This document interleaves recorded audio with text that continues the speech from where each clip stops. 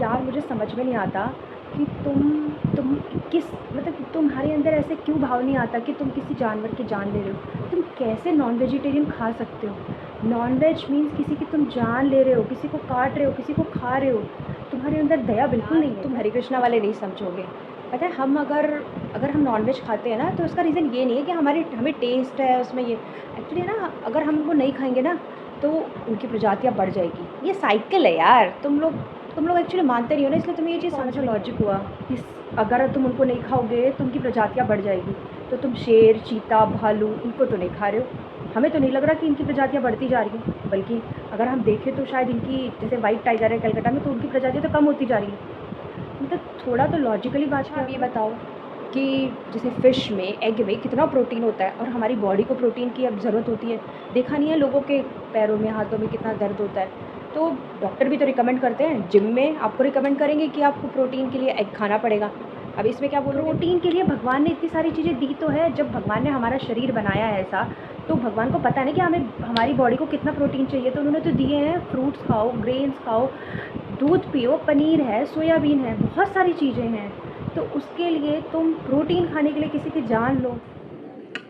ऐसा सब बोलने वाले, ऐसी बातें बोलने वाले हम सबको कभी ना कभी मिलते हैं, जब हम किसी को बोलते हैं कि नॉन-वेज नहीं खाना चाहिए। बट हम खुद ये चीज़ सोच के देखें कि अगर आप किसी से प्रेम करते हो, नॉर्मली इंसान जो नॉन-वेज खाते हैं ना, वो भी उनसे सुनना, वो भी बोलेंगे कि हमें ना जानवरों से बहुत प्रेम है। तो अगर आपको जानवरों से प्रेम है, तो आप किसी और जानवरों को कैसे खा सकते हो? आप कुत्ते से प्रेम करते हो, लेकिन आप मुर्गा खा लोगे। वाओ! क्या लॉजिक है। आप है ना एक बार उस बकरे या मुर्गे से ना फ्रेंडशिप करके देखो, और आप कभी, आपके अंदर ये भाव आएगा कभी भी, उसके बाद कभी आ ही नहीं सकता किसी एंगल में, क्योंकि आपके लिए उस जीव के प्रति ना एक प्रेम है, बहुत प्रेम है, जो कभी आपको ये चीज़ अलाउ ही नहीं करेगा, आप मन से ही नहीं कर पाओगे। तो ये लॉजिक बोलना कि नहीं हम जानवरों से तो प्रेम करते हैं, बट फिर आप ऐसे कैसे खा लोगे? और जहाँ तक, अगर आप किसी जीव को, किसी प्राणी को अगर आप जान दे सकते हो, अगर आप उसमें, उसके अंदर जान दे सकते हो, आपके अंदर इतनी क्षमता है, आपके अंदर इतनी ताकत है, आप खा लो। एक खाओ, आप दूसरों को जान दो।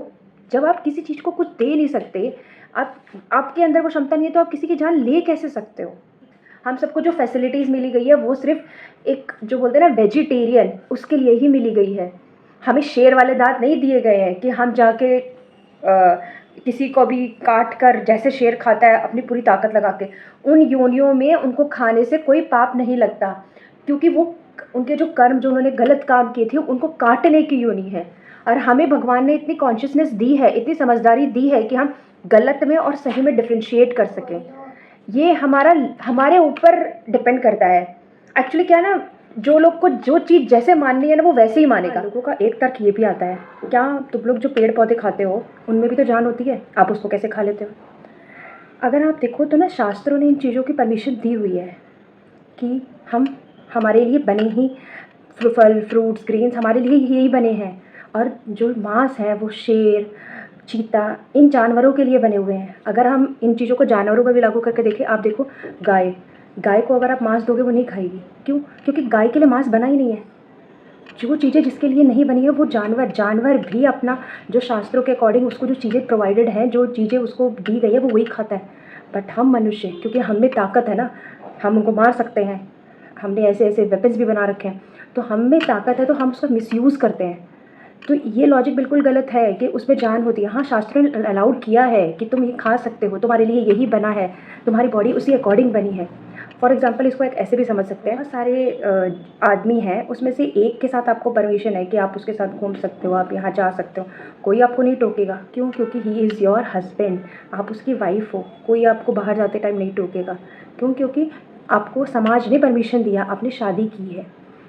ऐसे ही अगर आप किसी और के साथ घूमते हो, तो ऑब्वियस है उसको, वो इलीगल में आता है, क्योंकि वो आपको, समाज ने उस चीज़ के लिए अथॉरिटी नहीं दी है। शास्त्रों ने हमें दिया हुआ है ये चीज़ें कि तुम ये खा सकते हो, उसके लिए कोई ये नहीं है कि मनाही है, तो हमें वो चीज़ फॉलो करनी चाहिए ना। अब इसके लिए बहस करने के लिए लोग तो पता नहीं शास्त्रों को भी गलत मान लेते हैं, ये भी तो किसी ने लिखा है।